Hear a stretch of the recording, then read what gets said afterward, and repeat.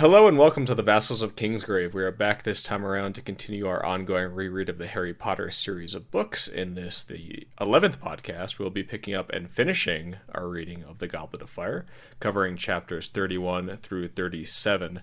My name is Zach, also known as Alias on the podcast of Ice and Fire forums, and joining me we have Saad.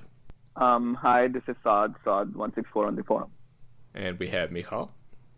Hi, Michal, inkasrain on the forums. And Marie. Hello, it's Mary, Nymeria on the forums. And Matt. Varley on the forums. And Jock. Also Jock on the forums. Excellent. Thank you all so much for joining me for this. So, as always, a reminder that this podcast is full of spoilers for everything in the Harry Potter universe, including the Cursed Child and the Fantastic Beasts films, even though, as I say always, we never talk about those things, but we could, in theory, at some point. But yeah, let's talk about the good Harry Potter stuff. Let's talk about these chapters. Let's talk about the ending of Goblet of Fire, these last 7, which is really when this series escalates to the extreme. So I think we have Michal first with chapter 31. Yeah, okay, so we are in the third task. Third task is happening. We've gotten through all of the other stuff before then, and it's time for what should be or what we think is the first finale of the finale of this book, and turns out to be just one of several. So basically, Harry, Ron, and Hermione discuss everything that they have learned from the Pensieve. Hermione keeps thinking about Rita Skeeter.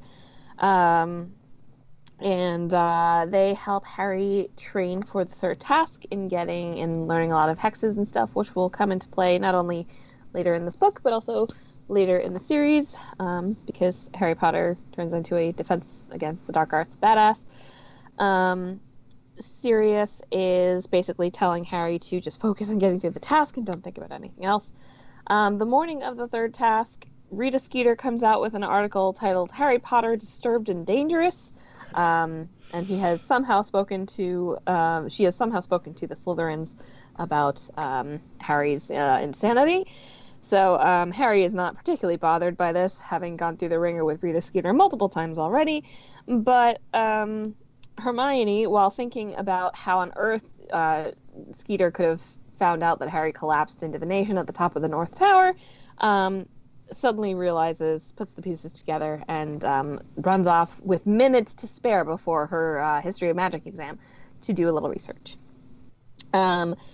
McGonagall tells Harry that his family is there to meet him, or the Champions' families are meeting them in the room off of the Great Hall. He doesn't go because he's like, well, the Dursleys aren't coming. And then it turns out that Mrs. Weasley and Bill have come to say hi and support Harry in the third task because they're his family. And it's super sweet, and I like it. Harry takes Bill and Mrs. Weasley around the grounds. Percy is under a lot of stress because the Ministry is finally like, is something going on with Mr. Crouch? And decides to interview him repeatedly. At dinner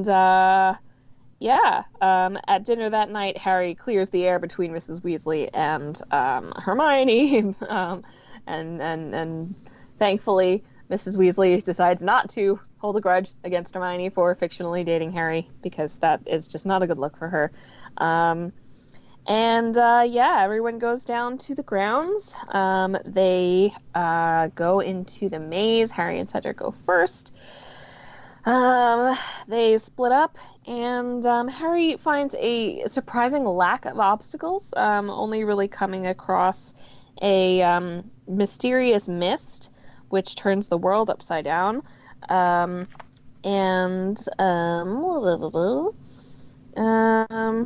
A blast-ended Scroot, which is wonderful. They're back. Probably the last one. Yeah, it's enormous and impervious to magic, which is great. And a Sphinx. In the meantime, though, Harry hears Fleur scream and then thinks that she is probably out of the tournament. Harry comes across Victor Crumb using the Cruciatus Curse on Cedric. So he stuns Crumb and sends up red sparks. So now he and Cedric are the only two champions left in the maze. He and Cedric get to the cup almost simultaneously, but are then attacked by an Acromantula, which seriously wounds Harry, although together they manage to defeat the spider. It bites his leg, this is important, and he hurts his ankle while he falls down from the spider. Good thing Ron wasn't there, basically. Harry is very frustrated at the idea that, his injured leg will stop him from winning the cup and will let Cedric win the cup, but then Cedric decides to be a true Hufflepuff and noble and decides that Harry should take the cup because he is he helped Cedric through the tournament and all that stuff. But Cedric refuses to take the cup, even though Harry is frustrated, and then Harry considers taking it by himself for one shining moment, and then decides that it would be best if he and Cedric took the cup together and were mutual winners of the Triwizard Tournament for Hogwarts. Cedric is really happy to hear this, and he helps Harry. He supports him, and they walk to the cup together, and then they both grab it together and feel a jerk behind their navels and disappear in a swirl of color. Yes, so this is really the last nice chapter, while there's still perils and things to be dealt with before shit really hits the fan. Things get a lot worse in mere moments. Think of this chapter as I don't know if you guys have had this experience, but if you're going on a really long flight or something, and I always have this unreal experience before because I'm I will barely remember all the normal stuff I'm doing now. In 20 hours, this will feel like a different lifetime. Mm-hmm. And to me, this chapter, knowing what's coming, very much has that feeling of it was a different world. When things were completely, the before the trauma happens is a really, yeah. Yeah, I think there's some things in this chapter that indicate a shift is happening in the ways that at the very start of the chapter that Harry, Ron, and Hermione are talking about, the pensive. It feels like they're engaging more in the history of Voldemort and sort of these more adult topics in a way they haven't before. It feels like they're really engaging in the intrigue and reckoning with all the horrible things that just Voldemort existing were about because of they actually saw it, or Harry saw it directly. But yeah, it still doesn't even compare to the actual change that does occur after this. Yeah, and it's for the most part a really nice chapter. Harry is hanging out with his friends, and they're being really supportive, and they're helping him study, and even Hermione is oh, our exams aren't as important as helping you through this. And he's together with a bunch of the Weasleys, and Mrs. Weasley is playing his mom, and even the task itself is drastically less stressful than all the other tasks before it. And and then it just kind of there's that air of weird ominousness, but it's also oh well, I guess all the monsters could be after the other champions, and then it just turns out to not be nothing that we thought was really happening was actually what was happening, including Harry's gallant decision to take the cup with Cedric, because that is such a tragic decision and obviously is the right decision in the moment, but turns out to be just the worst wrong decision ever. We do get the beginnings of the Fleur Bill romance here. Fleur giving Yeah. some Mirren looks. Suddenly, they haven't even spoken to one another. I mean, Bill's so hot, and as we've it's established. Yeah. That's all you need. Very easy. Yeah. And there's a wah-wah-wah moment here for Ron when they're practicing hexes. He's like, this is good training when we're all at Aurors. Well, not you, Ron, unfortunately. You'll be running a joke shop. Or you'll actually be an employee, a lower management employee at a joke shop in your life. But they do come in here. I mean, this is also part of the self-teaching, the stuff that leads Hermione to think that something like the DA would be possible. So absolutely, it turns out to definitely be very important. And a lot of these spells come back. This is the first use of Impedimenta, which is a big spell later on. We really haven't had up to this point a big catalog of battle spells. This really expands the arsenal available in a fun way. Mm-hmm. Stupefy, of course, used a million times from this point onward. Very useful. I do want to shade Mrs. Weasley for a second. It's earned. She says when they're in the hallway that Rita Skeeter just causes trouble. and yet she is still giving Hermione shit. Still, having said that, I know sometimes your actions and your statements don't align, but come on, Mrs. Weasley. Give Hermione some credit. Don't give her the tiny egg at Easter. No, it's gross. Yeah, I am very against her behavior here, and I think that really jumped out at me actually on this reread. It's so oh my god, it's so stark in this chapter because she says that like very clearly in the other context about Harry, but is not willing to extend Hermione that same. I don't know. Yeah. Come on. I do think. The blast into the Scroots eventually had a purpose, so that's a win. I guess for Hagrid. So did the Portkey in the beginning. Everything comes around. Mm-hmm. True. I'm just giving Hagrid maybe the credit that he actually. This was all planned to go into the maze at the end. Obviously, it wasn't him being insane.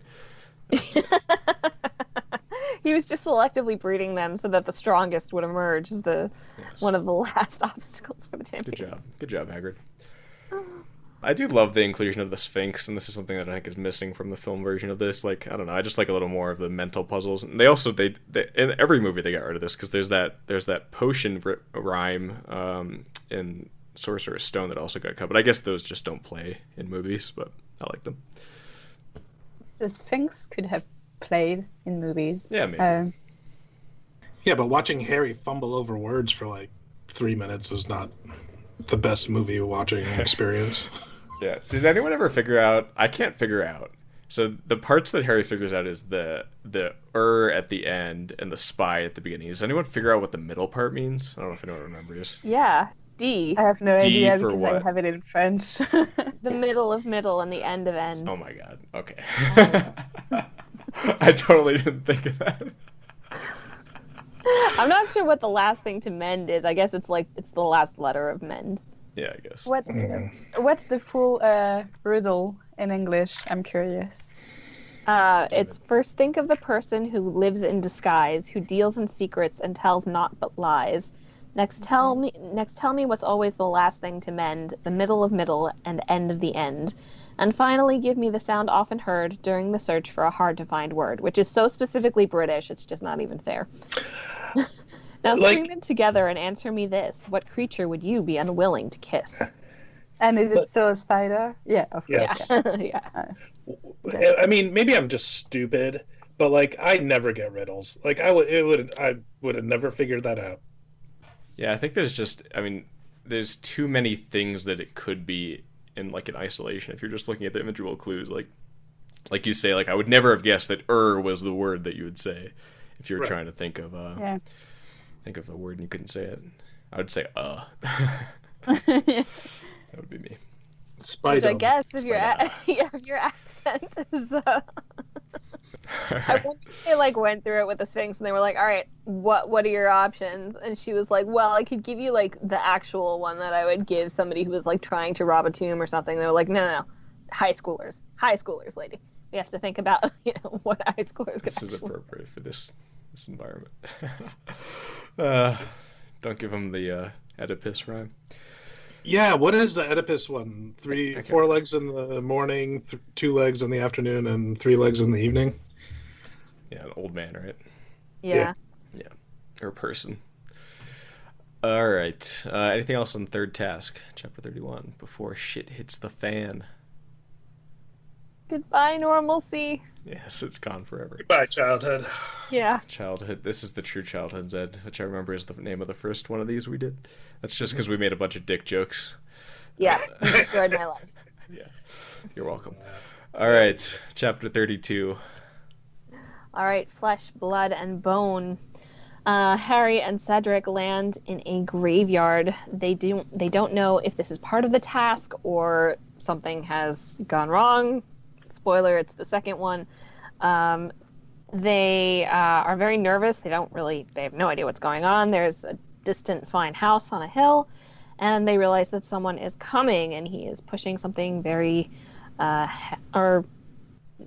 he is carrying something in his arms, and they're both like, what on earth is going on? Figure stops by a very tall headstone, and then Harry experiences extreme pain, and his scar basically explodes.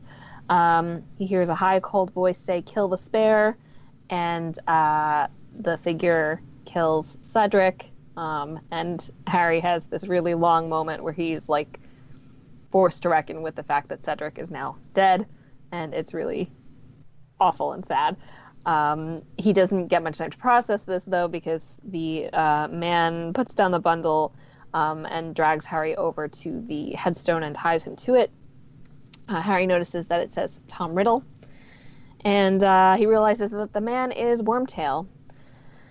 And then the thing in the robes starts stirring, and Harry realizes that there is a snake winding around his feet.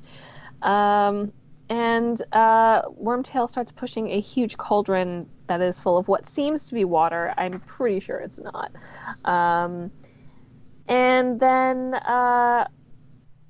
the spell is ready, and Wormtail picks up the creature in the robes, which turns out to be baby Voldemort, but like bug baby Voldemort, and it's How? gross and awful. It's not baby, it's just like minimalist human form Voldemort. And he puts it in the cauldron, and then Littlefinger's here. He teleported into the scene. Wormtail. Oh man. That's a good one. Wormtail begins the spell. Bone of the Father unknowingly given, you will renew your son. He summons the dust of Tom Riddle's bones from the grave. Flesh of the servant willingly given, you will revive your master. He cuts off his entire right hand and puts it in the cauldron. Again, definitely a leveling up of the bodily violence that we've seen in the series. And then he goes, blood of the enemy forcibly taken, you will resurrect your foe. And he stabs Harry and collects his blood and puts it into the cauldron. So did you learn that spell at Hogwarts or what? No, I think Voldemort invented this spell, but... Man, he's really lucky it worked, huh? The cauldron turns so bright that Harry can't see anything else, and then the light is extinguished. The cauldron starts to steam, and he sees the dark outline of a man, tall and skeletally thin, rising from inside the cauldron. He asks to be robed, and Harry sees that Lord Voldemort has returned in both spirit and body. Lord Voldemort had risen again. That's not good. No, Yeah. it's not. Well, I think it's said a little later on that it's a traditional dark magic thing. Oh. I think when he explains everything to Harry, here's everything that happened really in the whole book. Literally a huge monologue in the next chapter. Yeah. Yeah, I mean, this is honestly one of the greatest, slow building, escalations of tension and just the way that it plays out. I can't think of better examples in my head immediately of just, the inevitability of this awful thing that's about to happen. It's really perfectly done, and it just changes everything in this one moment. Yeah, and I'll talk about it in my chapter too, but, it just doesn't make any fucking sense. About the actual resurrection? The resurrection, how long it took, anything. It doesn't make any sense. Did he need to wait for the special night to do this spell? Well, I think the logic, I guess, is luring, the timing of luring Harry in particular to this location. That's the whole reason why they timed it this way. Yeah, but they used a portkey that Mad Eye enchanted. He could have done that day one. Yeah, and maybe, there's some aspect of it where it's credibly setting up that Harry died somehow, in the maze. It's a good excuse for why that could have happened, so that the reveal that his return is not signaled. Maybe I don't know. I mean, obviously it's all convenient for the plot, but I don't know. But I don't it's know. also it has. There's so many things that could have gone wrong before this point that would have made the whole plan completely. Yeah. The plan is insane. Pulling this off is just how did it's insane. Good job. Yeah, then it gets even more insane in my chapter where they talk about the step by step with Bertha and everything. It's just what the fuck? This could have blown up any number of times. Well, destiny. like to me it makes sense. I mean, we'll talk about it, but like the main problem to me is like waiting through the entire Hogwarts school year. Right. Like the stuff before that kind of makes sense to me, but like yeah, I agree that it definitely is very protracted for the sake of there being a school year in this book. It would have been called Harry Potter and the first day of school. Yeah, right. First day of fourth year. Yeah, but I just also like. I remember when this book came out and there was a huge hullabaloo because people were like, oh my god, someone dies in this book, someone dies in this book. It's like a huge deal. It's the first time that somebody's going to die in a Harry Potter book. And then people were like, oh, it's Cedric? Like, who cares? Mm-hmm. But like, I feel like as this book has aged, it's gotten more and more sad to me that it's Cedric. You know, like initially it's a relief that it's not one of the main characters, but like his death is so perfunctory and so like meaningless. Yeah. And sad that I just like, but, you know, it is I think a good example of you know of what we're in for with Voldemort, right? Like it's not just because the people he's been working with before have been evil, you know, and like we know that he has beef with Harry. Like we don't want him to kill Harry, but there's an established dynamic there, and then Cedric is just there and has to not be there, so they kill him. Yeah, I find it, and I think it's since I became a father, I found it particularly heartbreaking in the movie when the father breaks down and is like crying about his boy and losing his boy. That's a tough watch for me now. Yeah, I can't even fathom that. Yeah, it really is sad, and it plays so well. Like you say, Michal, in this scene, it just feels so senseless and sudden and shocking. And that's what makes you reckon with the fact that this is a monstrous person who is going to continue doing this. But yeah, when you go back to Hogwarts and you just feel the effects of this and how like nothing like this like was ever in this series before, like nothing that had this kind of dramatic effect. So.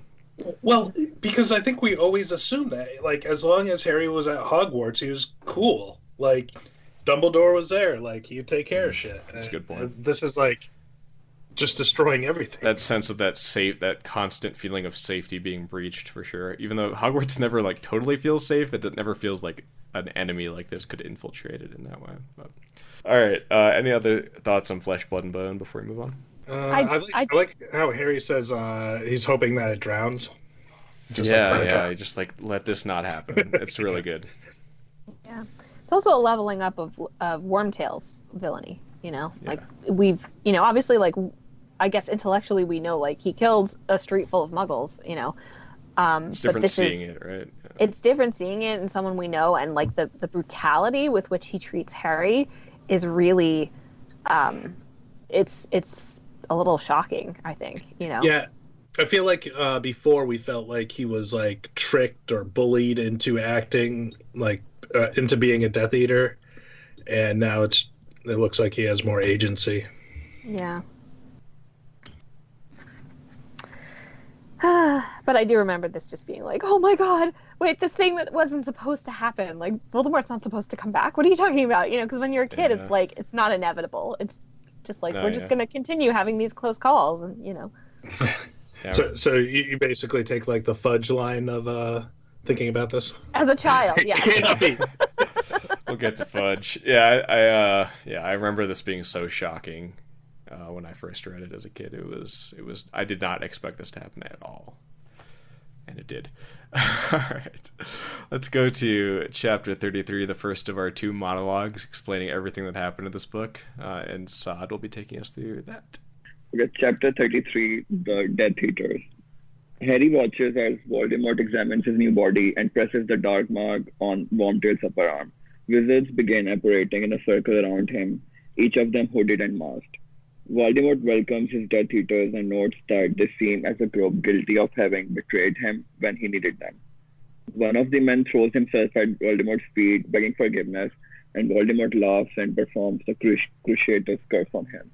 Voldemort then publicly rewards Wormtail for returning by giving him a new hand.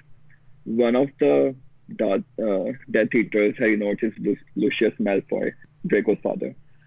Voldemort notes that many Death Eaters are missing, either dead, imprisoned, or having fled out of fear. He says that one of the missing people, his most faithful servant, is at Hogwarts, and through that servant's efforts, Harry Potter has been brought here tonight. Voldemort then discloses the history since he has last encountered his Death Eaters. He attempted to kill Harry, and he failed due to the old magic of sacrifice. Harry's mother died to protect him, causing the curse to rebound. This ripped Voldemort from his body and forced him to flee to a faraway forest where he inhabited the bodies of snakes to stay alive. Then 4 years ago, a foolish Hogwarts teacher, Quirrell, wandered around his path. Voldemort inhabited his body in order to come to Hogwarts to pursue the Sorcerer's Stone, where he was thwarted by Harry Potter. Voldemort was alone and weak when his servant Wormtail returned to him, bringing with him Bertha Jorkins, who informed him of a faithful Death Eater who would be able to help him. He killed her, and with Wormtail's help, he used the information to find the faithful servant and ultimately bring Harry Potter to him to ensure his rebirth. He adds that Harry's blood was more potent than any blood since Harry's mother's protection could now reside in Voldemort's veins. He turns to Harry and says Crucio, placing Harry in more pain than he has ever felt before. Then he commands Wormtail to untie Harry and give him back his wand. And that's it. Yeah, so this chapter, I think we really get to see how Voldemort operates with his own people. We kind of see this kind of gross way that he both wants them to worship him and just like love him in a way, but also just be terrified of him and his potential to just murder to them or otherwise do terrible things to them at any time. And that is how he is able to get all these powerful people under his control. Yeah, he is not a good manager. No, he's not very inspiring, but it works, I guess.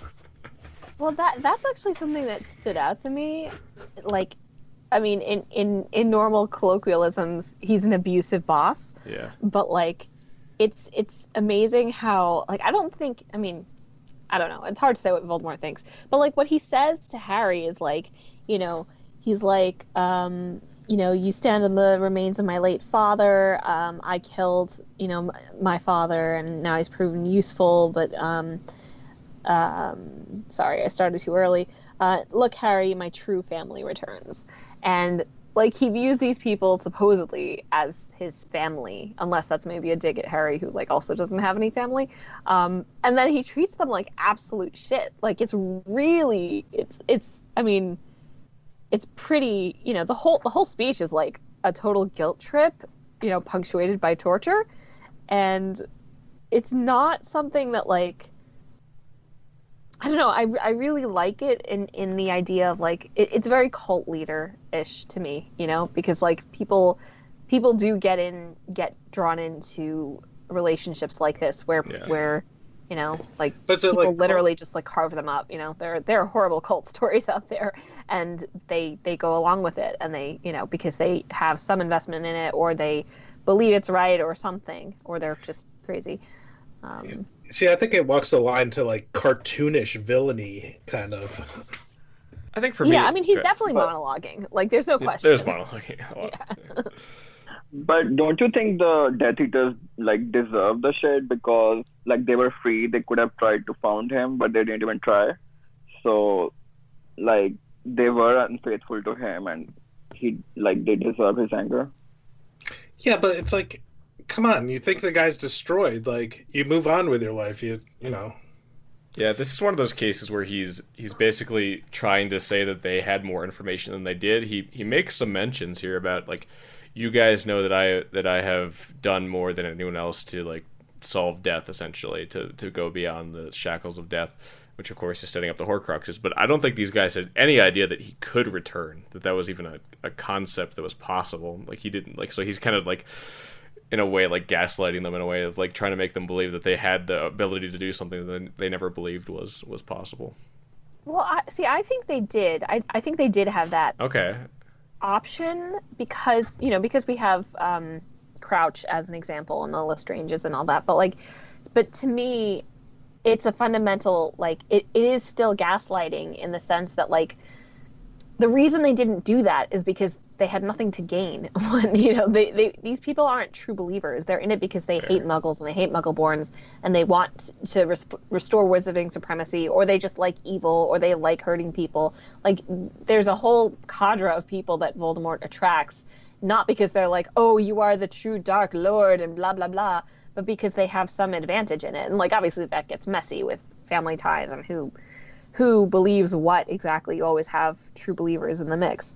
But I think that like I find this really interesting in that you don't like Voldemort kind of skirts the line, but he kind of never acknowledges the fact that the reason why most people didn't try to find him is because, and the reason they're back now is because they're afraid of him, and they weren't afraid of him when he was dead. Like that's the simple binary. Yeah, I'm just thinking of the fact, and of course there's a difference, but the fact that Lucius Malfoy never knew that the riddle novel or the journal was a Horcrux, like maybe there's a difference between like knowing that he could live this kind of thing and knowing what the objects are, but like I just like had the feeling that this level of Death Eater was not in the know about that just general thing, but maybe. What Horcrux did he use to get back this time? Well, he mentioned something about Nagini. I don't know if that's just like offering some kind of ingredient to the potion, but I don't know if you like need a Horcrux to come back with this. It's just that that's what's keeping you alive, right? Yeah, they just exist, so a part of you still exists, and then you can like find a way to come back. But I don't know that it's one specific Horcrux, and I don't think anyone knew about the Horcruxes. Yeah, so it's kind of, I don't know. I mean, I think you're right, Michal, that like, of course, especially given that there were rumors of his still existing, and they probably could have pieced together that he was involved with the whole Sorcerer or Philosopher's Stone thing. But yeah, I think most of it was they just, at this point, they had kind of like people like Lucius Malfoy had kind of found a place in the world, and they didn't want to lose that and have to be subservient to this horrible person who would kill you at any moment. Which is why I think it's important that Voldemort is like, oh, okay, so you're willing to torture Muggles, like, and he comes so close to being like, that's actually why they're in this, dude, like, and I mean, I think probably the Malfoys are also simultaneously attracted to the idea of somebody that powerful, but they're not like, the my lord stuff, whatever, is entirely performative. Yeah, exactly. So, I'm like Crabbe and Goyle, the parents are here, and they're just like they don't care, again, this is just a source of power for them.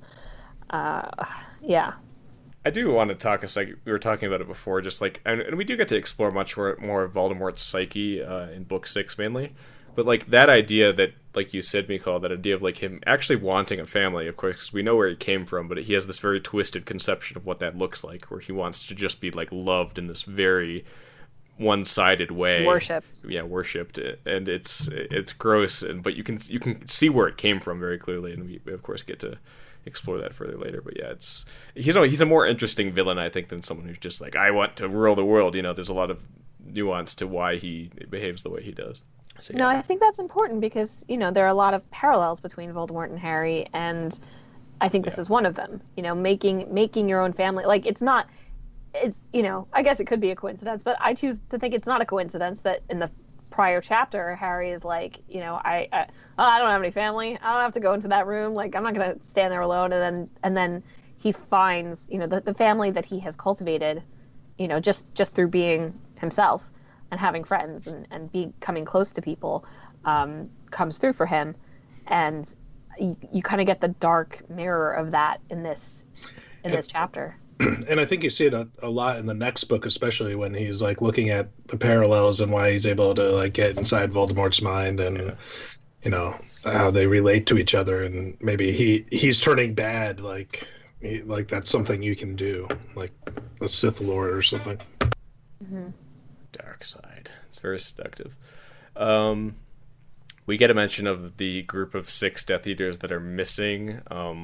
It's pretty obvious, like, cowardly one is Karkaroff, the one who left his service is Snape, and the loyal one is Crouch Jr.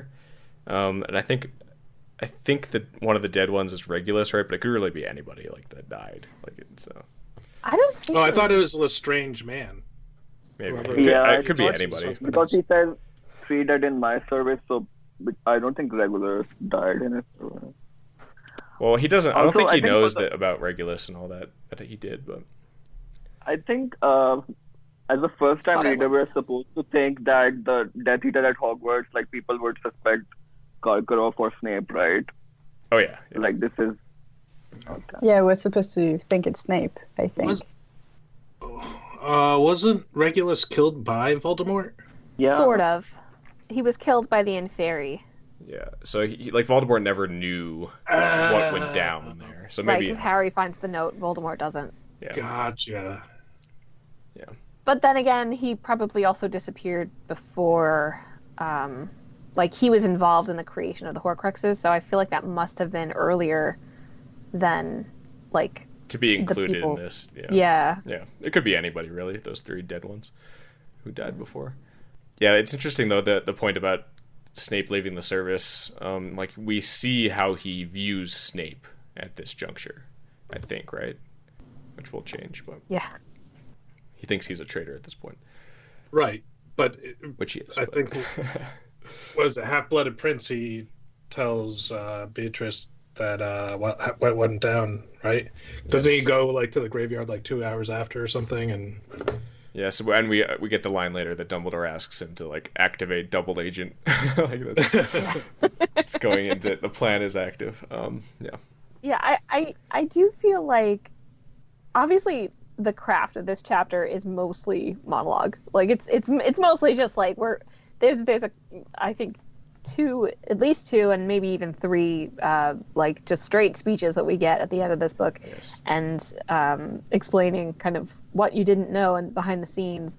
But I think this is like it still is interesting to me that Harry doesn't think during this chapter. You know, he doesn't comment on what Voldemort is saying. You know, he doesn't have any reactions. He's just kind of like there listening. You know, Rowling really gives Voldemort the stage to speak without commentary. So Harry doesn't go like, oh, that must be Snape. You know, a lot of this is left to the reader to assume. Yeah.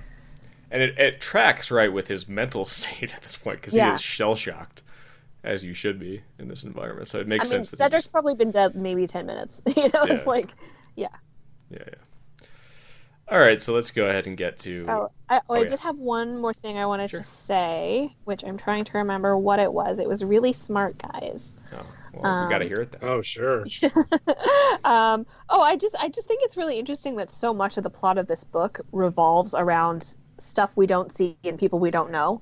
You know, like Bertha Jorkins is crucial to this entire thing. Like, she is so important, and she proves to be really important in the next chapter too. And like, we have no idea who she is. We've never met her. We don't know anything about her. And the same thing is true, I think, you know, to a slightly lesser degree, but still for the Crouches, like, they're so important. And it's just like, you know, but they're in the scope of Harry Potter, they're so forgettable, you know? Yeah, There's a little bit of like, who are you again? You know? Yeah, I don't think that's something that you would normally engage in as a storyteller, right? That like your plot is fermenting, like the key trigger points in your plot are occurring like all off screen. Like that's just not normally what you would do. So it's cool. But like, I don't know if it's just because we are rereading it, but I still felt like so before this podcast I've read all the way from where I left last time because I wasn't in the middle section podcast, so I hadn't read that. And in all of these chapters, you still get the mention of Crouch illness a lot, and where is he? And so, and when he actually comes to try and see Dumbledore, and same with the woman, Bertha Jorkins stuff. She's mentioned a lot in like these string of weird disappearances, and I think it's still present, like it's looming. We don't necessarily think of them as important, but they are mentioned a lot in the whole book. It certainly doesn't come out of nowhere. Like if you're really paying attention, you could say, all right, that's got to be important in some fashion. But Oh yeah, but it's just interesting to me that, like, you know, in the middle book, like in, you know, the last book, we had that payoff with Sirius, you know, that was planted in book 1 in the first chapter, you know, and then so much of this story, which is a long and involved story because we need 2 different people to explain it to us exclusively and uninterrupted. Like, it's very interesting that, yeah, a lot of the plot kind of is self-contained, you know, like these characters are important in this sphere of the book, and then they're not before and they're not after. Yeah. Like, I feel like if you're thinking of like Harry I Potter think villains, Barty Crouch Jr. would not be on the list, but he is. No, You know. yeah. Oh yeah, I mean, he was important, but yeah, you don't think of him that way. Absolutely. All right, let's hit chapter 34, Priori Incantatem, where we get the first of many face-offs between Harry and Voldemort. Okay, chapter 34, Priori Incantatem. Voldemort challenges Harry to a duel and places Harry again under the Cruciatus Curse, hurting him terribly. Harry, after ducking behind a gravestone to dodge the Cruciatus Curse, stands up straight to die fighting, like his parents and Cedric did. As Voldemort cries, Vada Kedavra, Harry cries, Expelliarmus, because that's the only spell he knows. And the light from the two wands meet in midair, lifting both Harry and Voldemort into a golden dome-shaped pair of light. Harry hears the beautiful sound of phoenix music whispering to him not to break the connection. Harry's hands are weak and shaky from holding his wand. He watches a bead of light traveling across the thread connecting him to Voldemort. He concentrates to force the bead towards Voldemort's wand and away from his. When the bead touches the tip of Voldemort's wand, a shadow of a hand blossoms out of the tip of the wand, followed by a shade of Cedric, then an old Muggle, then Bertha Jorkins, then Harry's parents.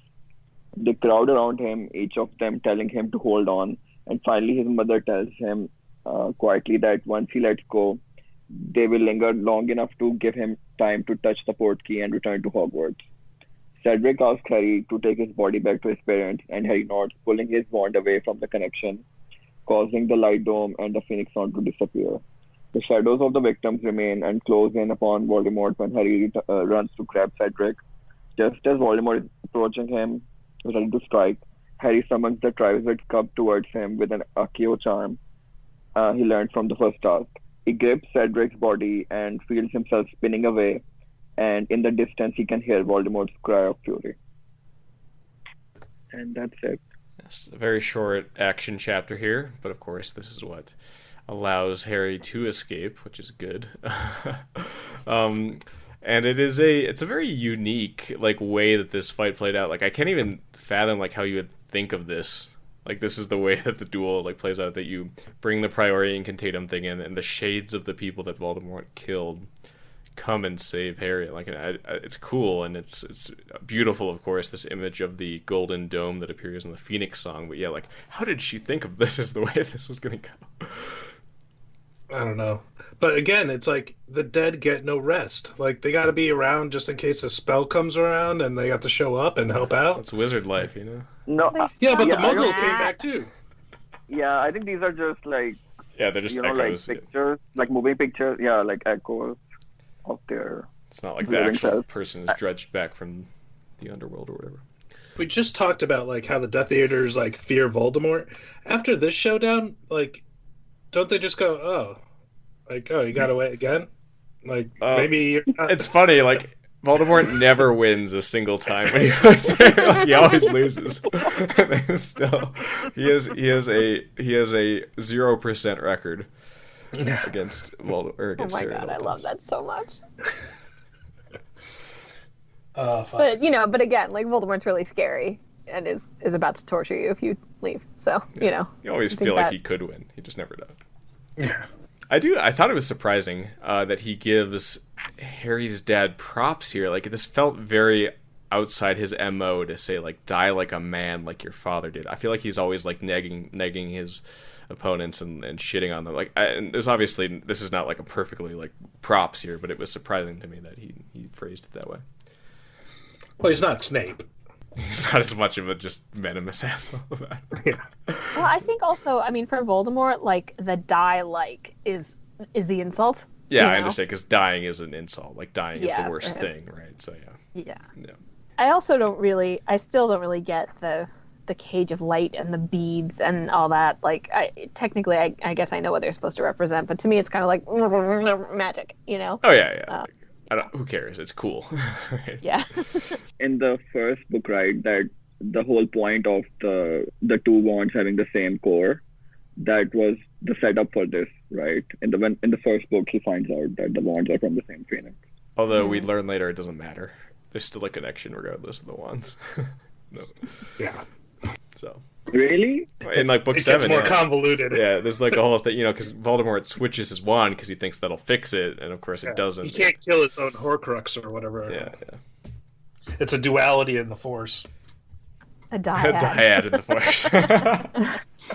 Yeah, honestly, like in the last book when Harry's wand starts acting on its own and doing weird things, I never get that part. Like, what is happening? Yeah, it gets a little convoluted as we go. Well, I actually have major beef with the idea that, like, Expelliarmus transfers ownership of somebody's wand, because there's just no way it does that. We'll talk about it. Yes, we will. So yeah, what happens every time the students practice Expelliarmus? Yeah. Like, Harry The then dueling owns club. like half of the wizarding world. Yeah, there's a lot of stuff that I do feel that J.K. Rowling figured out or found a good way to make it feel seamless, but the wand lore is definitely being played very fast and loose in these books. Yeah, It changes quite a lot. One thing I noticed when I was reading is I don't think I've grasped the first time that the ghost things, spirits, were also talking to Voldemort, and that they were going to him and scaring him and telling him I don't know what, but apparently he's visibly scared, and I don't think I've seen that when I first read it. I was just going through it so fast. I mean, I've read it multiple times, not just one, but I think it's one of the first times I've really read that part. Yeah, like I can't even like process how I was first reading this chapter the first time. Just like my brain wasn't able to understand everything that was happening. Yeah, I think it's I don't know. It's very, I mean, I just keep coming back to the fact that, like, the same thing happens here as happens in the second to last chapter of the book in book 7. It's Avada Kedavra versus Expelliarmus straight on in a duel, and I think that's really cool. Yeah, I like a good simple, like, this is just a battle of wills thing. Yeah, because there's a lot of problems that I have with the last battle, again, with like the my protection now goes on to everyone. Like, yeah, but I do really like the that parallel, which I hadn't picked up on before, which is stupid because it's so obvious, but I like that a lot. I also wonder, you guys know about the fuck up, right, in the original printing of this book? No, educate us. Yeah, okay, No. so in the original printing, at least the American edition, James came out of the wand first, which he shouldn't have, right, because he died before Lily. Right, interesting. Right. Yeah. And she's the one, he says, your mother's coming, and she's the one who gives him that speech. And Because it's more because emotional. I, read that and it imprinted on me, like, it's always felt a little bit weird to like go into, so when they changed it, and it was like, oh wait, actually no, James died first, so he comes out of the wand last. Yeah, it doesn't hit the right way, but it's factually accurate. Yeah, well, it's and it's the same language, like it's and he came first, his head and his body, and that belonged to Lily, and it always kind of bugged me. But honestly, like, there's so many father issues in this chapter and in like the previous chapter, and Voldemort's so fixated on that like I actually, I kind of like it now, actually, because it fits the. I do think that's theme. a theme of this book with Crouch and everybody. They're all kind of grappling with the legacy of it. I mean, all right, Harry did that last book also, but like and he'll do that in the next book too. But at least it is thematically connected. Yeah, I think it's one of those things, right, where like it was written for a certain character, and when you just kind of like transition it over, it doesn't feel quite like it fits, right? Like it was like this was not what this character was supposed to say, but ultimately it's fine. So was there only like a reverse 5 order or something for Priory and Contatum? Like, it just happened to go back to Harry's parents and stop there? Well, I think they were saying break the connection as soon as it hits Harry's father. Like, the Dumbledore, I think, talks about this later. Like, it would have kept spewing out people or spells if he hadn't broken the connection there. Yeah, I think that's what we're supposed to take away from that. Yeah. Gotcha. All right, Varley, you want to take us through chapter 35 and explain why this makes no sense? Okay. Veritas. So Harry comes back with what's his name's body and Cedric Diggory. He was a noble man. He's a good man. He also does a noble thing and was like, "Hey, Dumbledore, why don't you go tell Diggory's father he's dead? Because I don't want to." And then Moody brings Harry to his office, and then Moody's asking him all sorts of questions that are a little weird. And then he drops the bomb and says that, no, it wasn't Karkaroff, it was me. Dun, dun, dun. And for some reason, instead of just sending Harry to Voldemort right then, he had to enter his name into the cup. He had to have Hagrid show him the dragons. He had to give Neville the book in the very beginning. And then when he didn't realize, meantime, he's also totally dissing Harry. He's like, because you're so fucking stupid, like I had to do all these things. I didn't count on your stupidity. Eventually, Dumbledore, McGonagall, and Snape burst in and stun him. We learn that it isn't actually Mad Eye. It is Barty Crouch Jr., who's abducted Mad Eye somehow and held him in a trunk, and he's been drinking Polyjuice potion.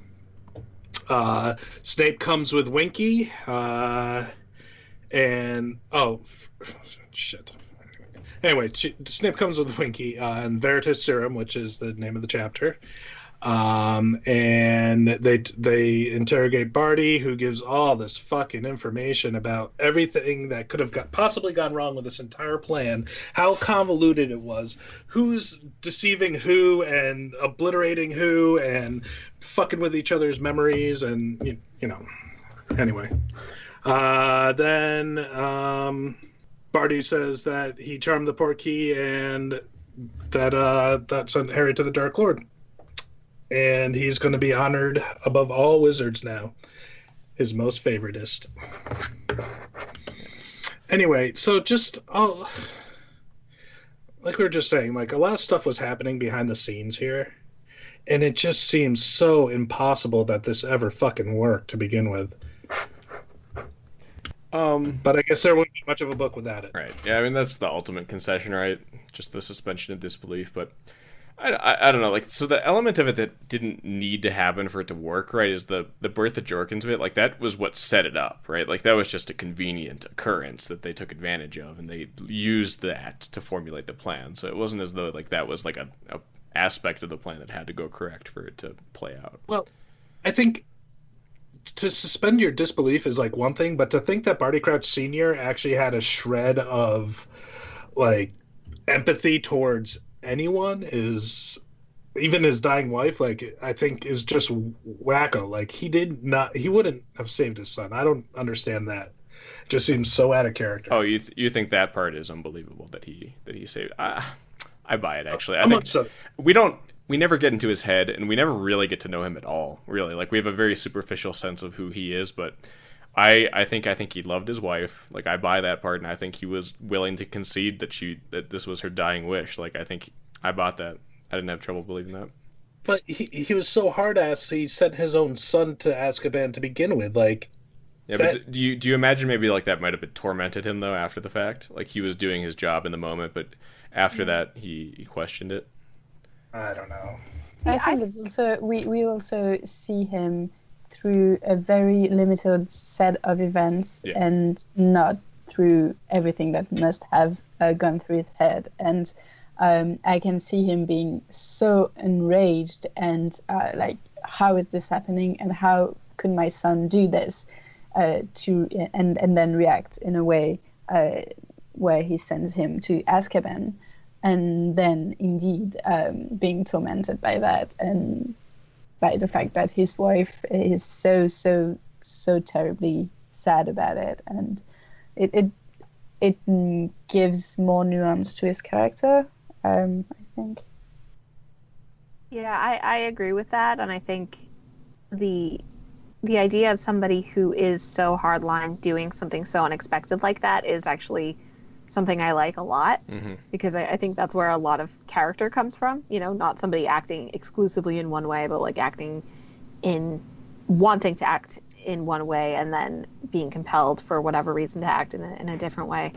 Also, I think it again plays in like the wife. I don't even think we know her name, is a very influential character in this, and like, there's a version where she's just a loving mother, and she is, so desperate to see her son free that she's giving up her life, which is kind of what Junior seems to believe. But then, you could also say that, like, well, maybe she's a Voldemort follower, and maybe she wants her son to be free to revive the Dark Lord. Like, they keep being like, oh, how could a boy from such a nice old family, like, have done this? And I wonder if Mrs. Crouch might be one of the bigger Death Eaters, Huh. And this is kind of addressed in a way, and not the specific concept or theory, but Dumbledore kind of calls Fudge out on this, because Fudge, we learn, I guess, is like kind of a pure blood, racist kind of guy, right? And he's saying, like, you can't judge people based on this, and often, in fact, the prejudices that these people have, like, can lead them to dark actions. Like, that is actually a signal that they could act that way.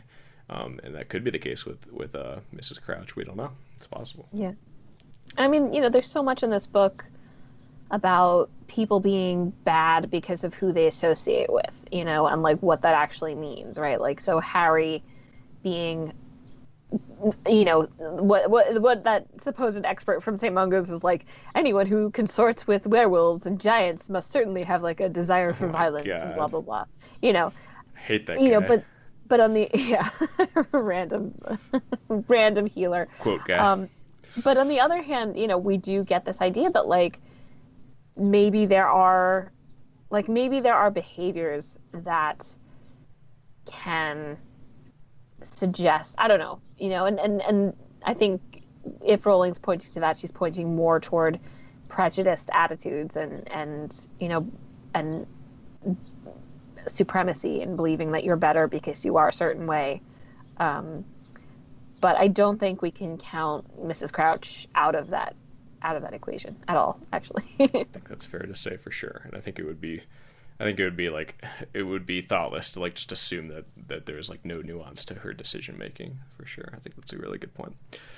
Yeah, I think for me, like, the thing I love most about this chapter is just like the absolute chaos of the moment. Like the situation that precipitated Mad Eye even being able to drag Harry up to his office, like just like the way that like all hell breaks loose upon their return, and it's just and of course Harry's state of mind is like fucked to this point. It's like he can't even wrest any control over his situation. Like the way that all plays out, I found really not enjoyable, but like really effective.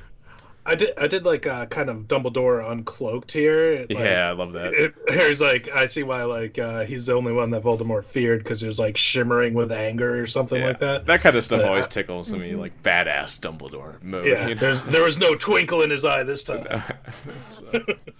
No, but I agree. Like the beginning of this is so evocative to me, and like just talk about like slamming into adulthood in a way. Like Harry. I think this is probably the most physically weak we see him, certainly for an extended amount of time, and just like the palpability of the trauma is so intense, and like the craziness, and like him not wanting to let go of Cedric. Like even Dumbledore can't even convince him to let go of Cedric. That detail is so good of not letting go of him. Yeah, and I love it so much. And then the like slow drip of when you realize that Mad Eye is that Harry is not safe with Mad Eye, and that it's all terrible, and the fact that you don't really realize that he's not even Mad Eye for quite a while. So any other thoughts on this one before we move on? My only question is that why was the Triwizard Tournament even part of the plot for Voldemort? Like, why didn't Mad Eye just not kidnap Harry? Like there were many points in the book when he could have just like taken him out. Yeah, no, that's fair. Again, like I come back to this idea that it gives him plausible deniability that he was never involved, and that's important in Book 5. Like his whole thing in Book 5 is that the Ministry is not acknowledging his existence. Like him operating in the shadows without a force to oppose him is an advantage. Is it really? It's an advantage, but is it really in Voldemort's character to actually want that to want that the situation is this way. I think and so, that actually, yeah. They don't believe that he's back. I think he's waiting to build up it. Like I think he favors the option of having this ability to move in the shadows and build up his power base for the right moment, so that he can, like, I don't know. I understand the ego aspect to it, but I think he clearly benefits from it, and I think he sees that. I think he's smart enough to recognize that. Yeah, but smart enough to plan for it. I mean, I recognize that. Okay, so if this is the way it is, yes, it plays well for us. That I can see, but actually wishing for that and making it happen by doing this huge plot with the Triwizard tournament seems a bit weirder to me. I'm not sure how I feel about that, because I do think, you know, Voldemort has those two sides to him, right? Like the self-aggrandizing side that will kind of stop at nothing to be basically worshipped by all these people. Because, like, let's get real, like, this is the behavior of the Death Eaters is so over the top, it's like ridiculous, and we haven't even gotten to Bellatrix yet.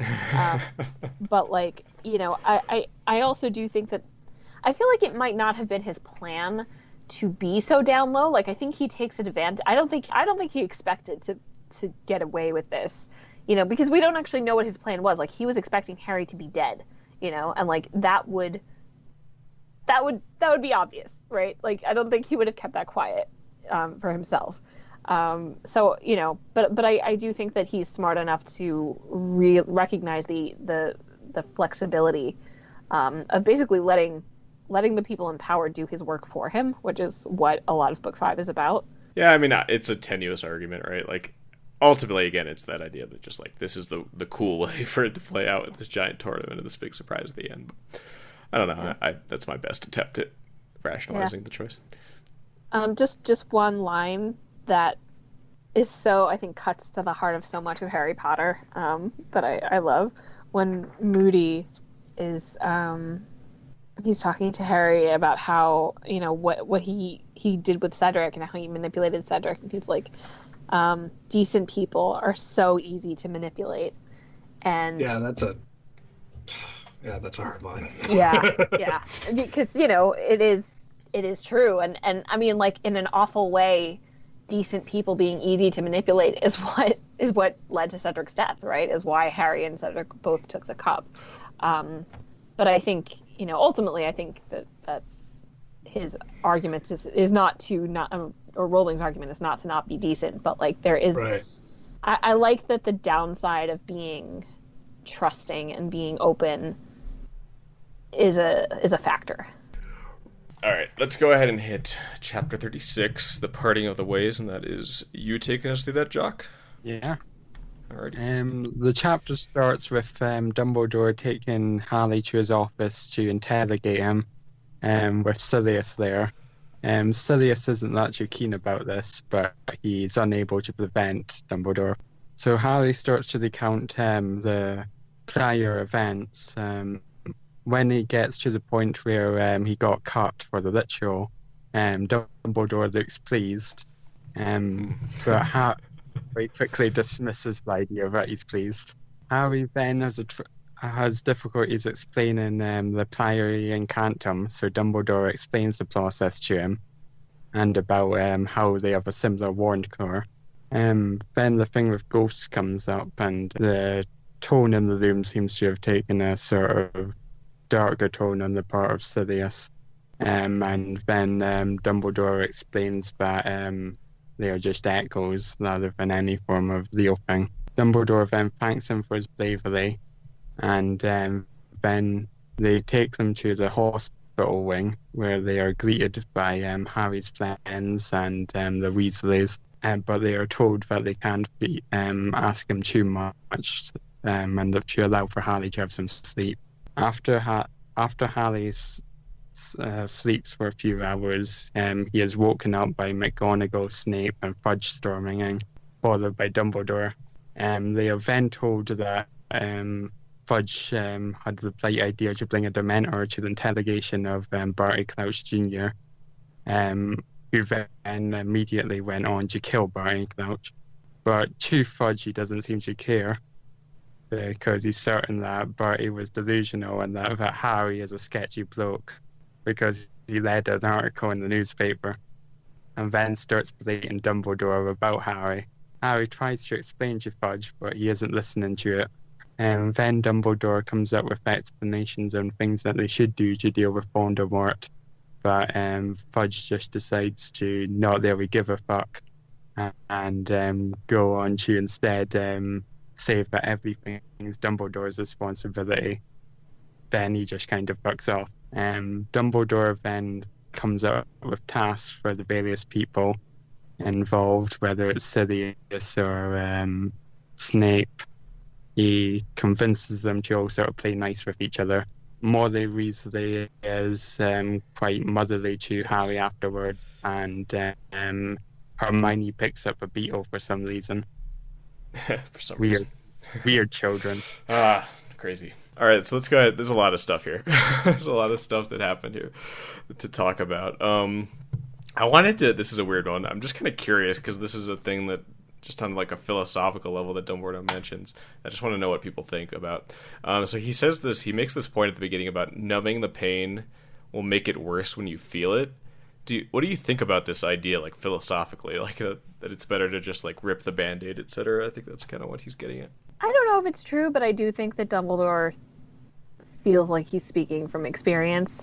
Well, I'm like ran out of my medications today, and I wouldn't say it feels any different to before I had the medications. Right. Yeah. Why is and there's, especially with trauma, there's like a certain point about like letting it settle, before you dredge it back up. I don't know, like I think there's something to what he's saying, but I think it's of course I don't have to, like, this is not like super important in this book, but I just thought it was an interesting statement by him to think about for a second. I think Dumbledore, of course, just wants that info at some point. So he can get into action. Well, for sure. Like, I do think that's worth pointing out. Like, Dumbledore is going to get what Dumbledore wants in this situation, and like, it's good. Like, it's good, right? Like, it helps him. Right. He feels get the information he needs to work against Voldemort, but like, it does to some extent come at Harry's expense. Right, and it sounds like, and in this case, like Harry, it works out for him. Like it is like some kind of catharsis to talk through this and make it real in that way, but I don't know if that was necessary, that would be the way it played out, So, whatever. Dumbledore is not, we know Dumbledore is a complicated individual who does not always have Harry's best interest in mind. But with that said... The gleam of triumph. Yes, so the gleam. So that, I think we know at this point, and he explains it eventually, or whatever version of him is at King's Cross at the end of the story, explains that this is when he knew that if Voldemort killed him, it wouldn't kill him, essentially, because they had this connection of the blood. That's essentially what he's learned here, or we think that he has divined from this information. Any disagreement there? Or is that... Yeah, we buy that. Maybe he just likes seeing cuts. Maybe, I don't know. We don't know what he's up to. Yeah. So I did have a couple questions, though. So you mentioned, Michal, that you read this when it came out. Like, for me, like, I was 7 when this book came out, so I wasn't trolling the forums yet. A couple years after I started doing that. But was there, like, a lot of speculation about what this meant? Yeah. And what were some of the thoughts? I'm curious. I mean, I think it was, like, everything from Dumbledore is Voldemort to, like, Dumbledore is evil to... There's some kind of plan to, I think probably most people settled in Dumbledore knows something we don't, but I think that the tone of that sentence is very neutral in terms of how you can read it. Yeah. You can read it really ominously, or you can read it really, or more positively. And I personally remember feeling freaked out and just being like, what does this mean? Because it's one of the most direct references to Dumbledore having a bigger plan than we even are close to being aware of yet. What's the word in English? It's, for a fleeting instant, Harry thought he saw a gleam of something like triumph in Dumbledore's eyes. Yeah. Okay. Fair enough. It's a good translation. Someone did their job. Okay. I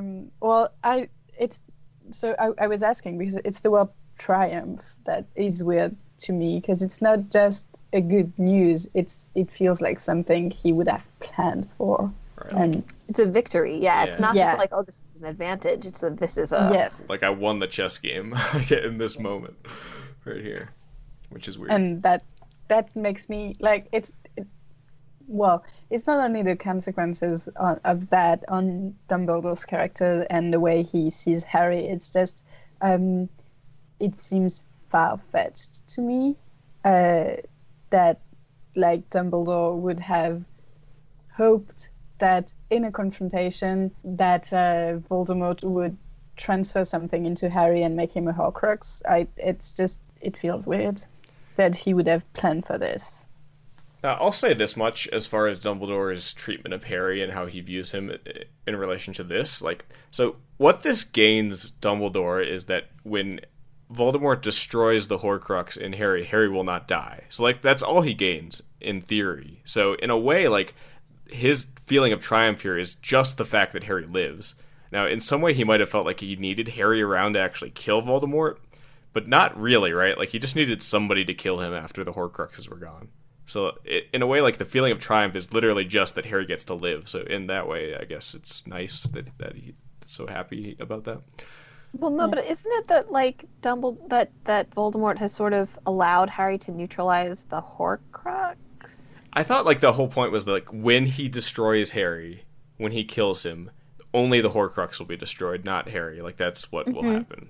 So the benefit is that Harry lives, essentially. Well, the benefit is that Harry lives, and then Harry can utilize that living in the whole in the not so low key Jesus, metaphor. Where I died for them, so I protected them for everyone else, and that Voldemort's power is sort of neutralized. Right, with that whole part where his attempts to mute them and stuff aren't working. He gives that magical protection in a way. Yeah. Okay. Yeah, and that's key to actually finishing him off in a way, even though it's about the Elder Wand ownership and all that stuff. It's not entirely clear to me though that all of that is already in motion. Yeah, I think. Yeah. I think that's probably true, right? We do get the sense that some of the pieces were coming together here with this stuff about, of course, Voldemort, talking about, going beyond death and all these things, that this was starting to be pieced together, but I agree. I don't think, the whole plan was in place when this was written. And I think I wouldn't want the whole plan to be in place. No, me neither. It feels like Harry has no say and no... he's just a pawn in this, which I don't want to believe he is, and I think that it's not it's just less interesting, and also even for Dumbledore, I would think that he actually bets on Harry's will and on his strength of character to make everything happen, but it's just. Yeah, it's not entirely clear what this gleam of triumph really precisely refers to for me. Yeah, I think ultimately we can say that. Yeah, it's just weird. It's just it's always a weird thing to reckon with that Dumbledore saw some gain at this point. It's just very hard to process. Yeah. Yeah, I don't know. I think the idea you raised, Marie, about Harry being a pawn is something that Harry and the narrative both struggle with seriously from this point forward. It's the idea of what Harry has been destined to do versus what he's been manipulated to do versus what he's choosing to do is really important through each of the successive books. And and I think one of the most painful aspects of that is that Harry deals a lot about of that with Voldemort and the prophecy and all that. But what turns out to be way more painful and needing way more interrogation is how much Dumbledore does that to Harry. And I see this as part of that. Dumbledore to me is a really complicated character who is acting in the right way. Or no, his goals are correct and noble and good. But there's a combination of ego and necessity, or what he feels is necessity, that leads him to deeply manipulate everybody, and Harry to a certain extent is a pawn of Dumbledore, and I think that's a lot of what Book 7 is about, is like grappling with that and realizing the extent to which you kind of have to, understand a person that you love and respect, and we as readers love and respect, as a somebody who is acting not only in your best interest, because this is like the closest, well, not the closest, but like I feel like this is one of the most intimate moments between Harry and Dumbledore, in that Harry is really so vulnerable and spilling his soul, and not, he has no defenses up, as opposed to like the end of the next book where he's furious and has a lot of opinions, but this is so personal and intense, and like a one-way sharing, that I think it really kicks off that. It's fitting to me that the Gleam of Triumph happens in this conversation, as opposed to like some other time or the beginning of the next book or something, Yeah. And it also, it makes a big contrast, right? Because the whole next book is like, Dumbledore, you're not talking to me at all, and like you're not even looking at me. And this experience is so intense and so personal. I love this chapter. This is one of my all-time favorite chapters. I love it so much. Yeah, and as we talk about the paradigm shifting in this story as a whole, like thinking about it as a complete narrative, like this, of course we get the Titanic shift in the previous chapters, but this is really the one where we understand kind of like the direction of things. And of course, like all the Chosen One stuff and the Destined to Kill Voldemort stuff, that's still being developed, but I think we feel the seeds of that being planted here, like that this will be what sets all that in motion. I think for me, like I totally agree with everything you said there about the really complicated relationship between Harry and Dumbledore, and it's something that I love about the story, and I'm looking forward to talking about it as we go. It's just, yeah, like I just have a hard time processing the gleam in the eye, like what that means about how Dumbledore feels about Harry. Like it's hard for me to figure that one out, but yeah, I think it does fold into all this complicated aspects of what these two characters are experiencing together. So yeah, no, it does make sense.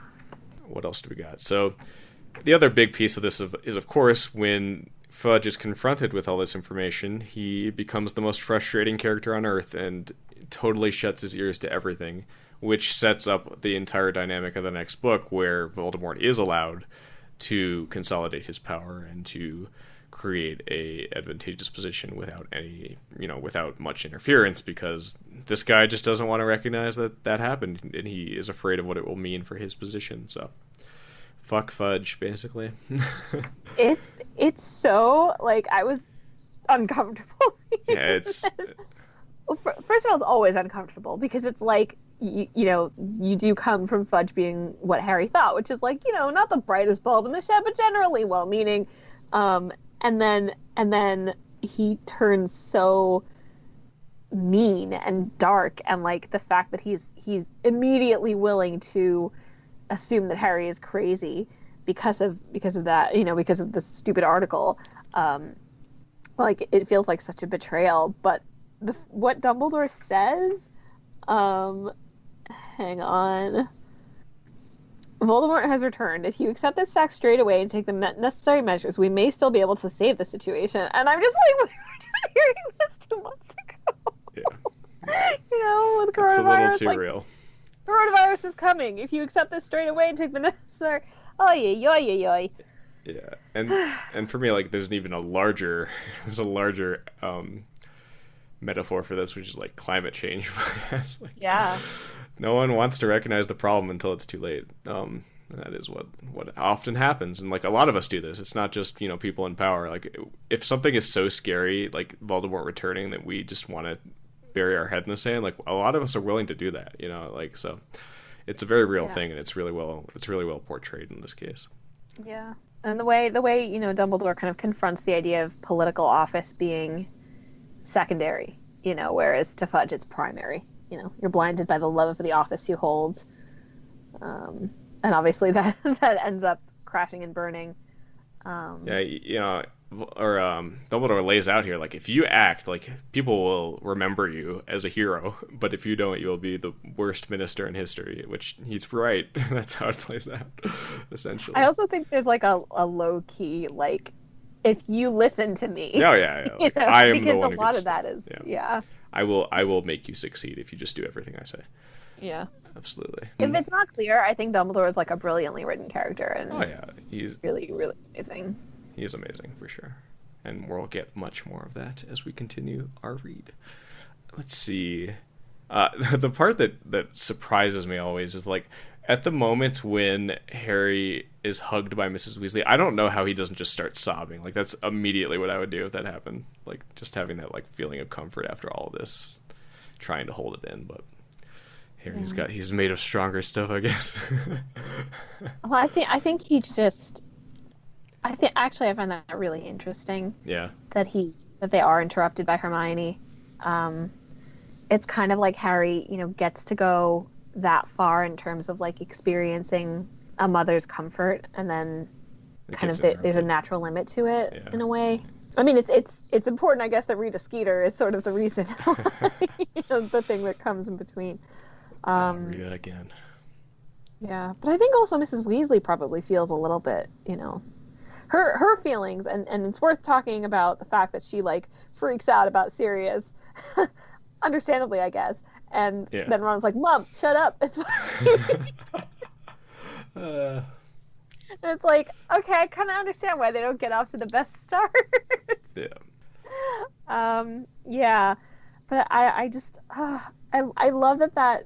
After all of the discussion and all the talking and all the arguments that we've had so far, like this is quite like a hefty amount of material, and we've had multiple monologues as we've discussed. Like it just ends on this moment of just like broken emotion, and it's wonderful. And it hits very hard after all this.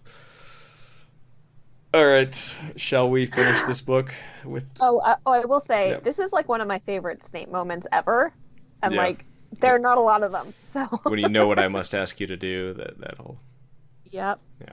And he and it's so frustrating because he and Sirius, like, you could almost imagine the alternate timeline where like obviously they don't like each other, but they end up respecting what they have to do, and like. Sirius wouldn't be dead if that were the case. Yeah, 100%. Yeah, it's so, which I think is part of the reason why people. I mean, one of the reasons, there are a lot, but people struggle with book 5. But I think, this book, there was, for those of us who were reading in real time, there was a 3-year gap between the books, which at the time felt like a very, very long time, and there were a lot of theories going on, and this book does end on a sort of feeling of unity, and bridges being like tenuously built. That are just like smashed to pieces very early on. And we'll of course get into this in great depth, but like book 5 is just, the theme of the book is about like a failure to communicate with people. Like that's the whole thesis of it, just this dysfunction and this frustration and this unwillingness to just sit down and talk, and that is what makes it good, right? Like that is such a true thing. Like that's honestly what creates most problems, I think, in life. It's just failure to communicate. So it's totally believable, and it totally works, but it is frustrating to read, for sure. All right, let's finish Goblet of Fire so that we can then start reading that enormous book. Chapter 37, the beginning. So, Jock, you want to take us through this one? Yeah. We'll find out that all the school is like in fan fiction about what happened in the maze. All seem to be different, but the only thing that they all seem to agree with is that Cedric and Harry were lovers. Yeah, that happened. Harry then goes to Hagrid, who is able to sort of give him lousy speeches and gives him lots of compliments and praise, which helps perk him up a bit. Which is good because he's been dreading going to the end of year feast, which is all covered in black for the morning of Cedric. During the feast, Dumbledore tells everyone what's happened because of to honour the memory of Cedric, and says that to everyone that there are dark times ahead and to remain unified. He says of Cedric, to remember Cedric, remember if the time should come when you have to make the choice between what is right and what is easy. Remember what happened to your boy who was good and kind and brave, because he stayed across the path of Lord Voldemort. Remember Cedric Diggory. Then on the final day, as they're waiting for the train, all the various relationships is closed off, with Clum coming to say goodbye to Hermione, Fleur coming to stop by, and Clum just speak about how he liked about Diggory, who was always polite. On the Hogwarts Express, they find out that Rita Skeeter was actually a beetle all along, and that Hermione's decided to imprison her in a jar because human lights. Then it finishes with Draco and Crabbe and Goyle coming in to sort of just be dicks, and then Harry gives the twins his prize money to open up the shop, and he then just says goodbye to everyone, and that's the end. Yes. Awesome. Thank you so much for that. I got chills when you said the Cedric Diggory speech. So appreciate it, Jock. I do want to, before we get to that, though, I want to linger for a second on the little Hagrid part we get, which, I don't know, I think it's nice because, of course, we talked about all this stuff about how Dumbledore is kind of, like, wresting this information away from Harry, and, like, there's just this nice moment where Hagrid just reassures him and, like, acts like a friend. Like, I just appreciated that a little bit, where he's, like, telling jokes about the Scroots and just, like, being, and, of course, complimenting him, giving him the highest compliment that he acted as his father did. I thought that was heartwarming. Yeah.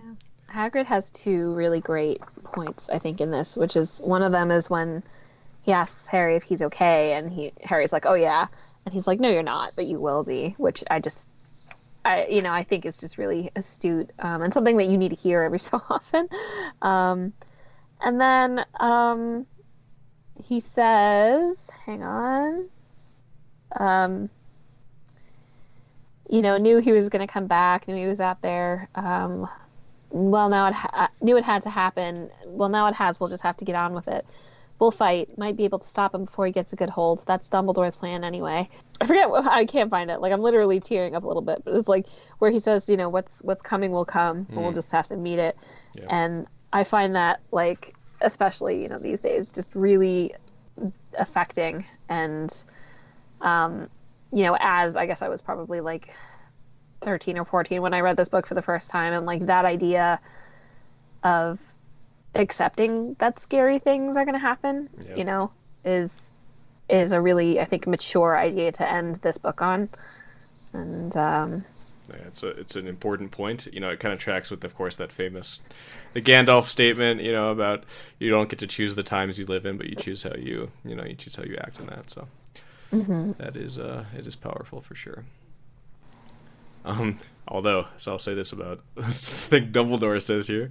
Dumbledore opens his speech by saying, "It is my belief that the truth is preferable to lies."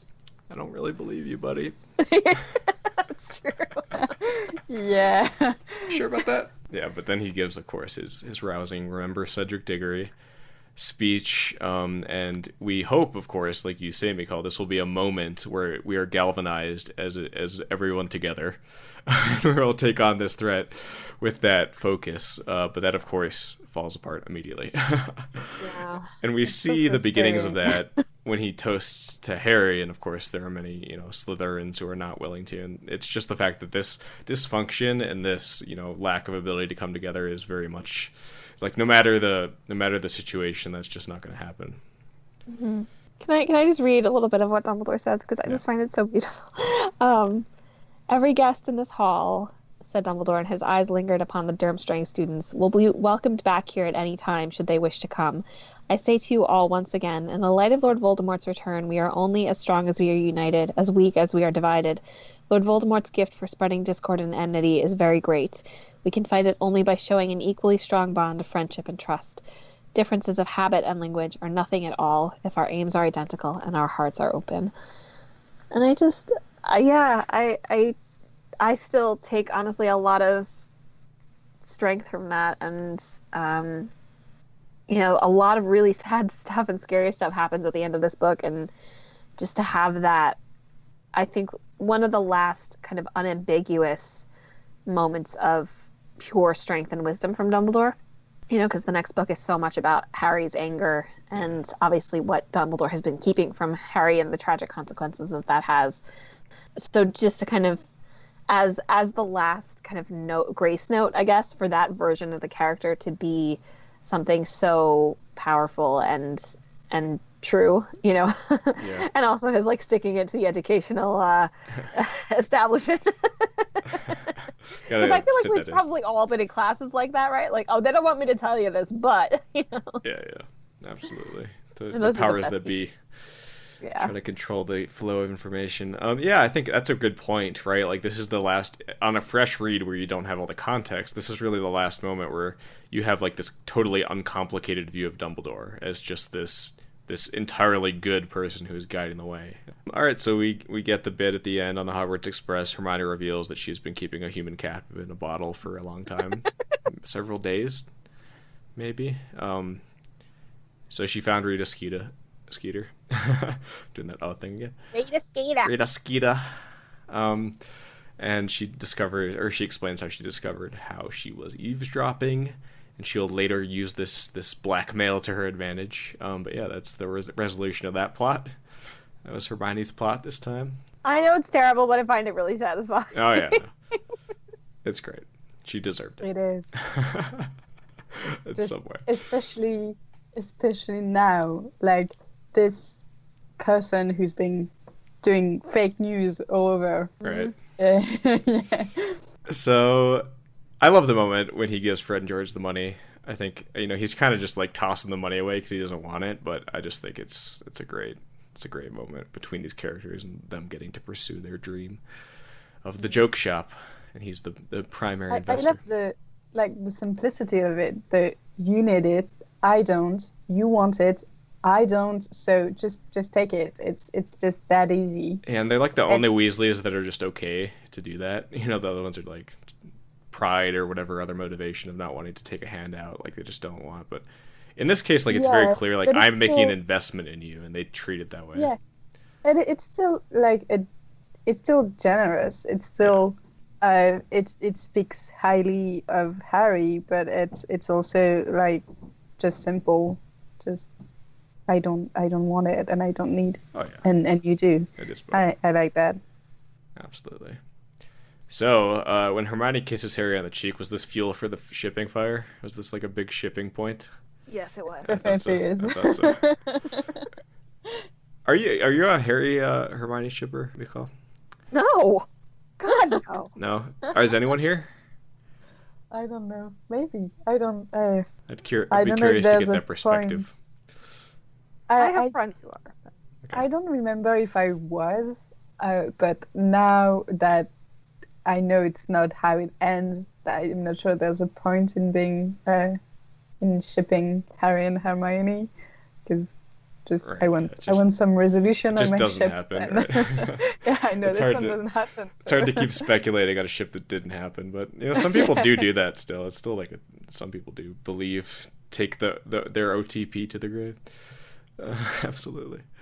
I'm just like, first of all, people are like, oh, Ron and Hermione would never have lasted. And I'm like, this is a fantasy book. I'm allowed to have my, two people who are very different, but honestly come together over the important things, whatever. Like, stop harshing my buzz on that. But yeah, I also don't like the idea of what it does to like the balance of the trio if Harry and Hermione are together. Yeah, Ron's even more of the odd man out than normal. Yeah. Wasn't Ron supposed to die? Then Harry could have ended up with Hermione. I think Greg thought that. I don't know if that actually was true. I'm not sure. Yeah.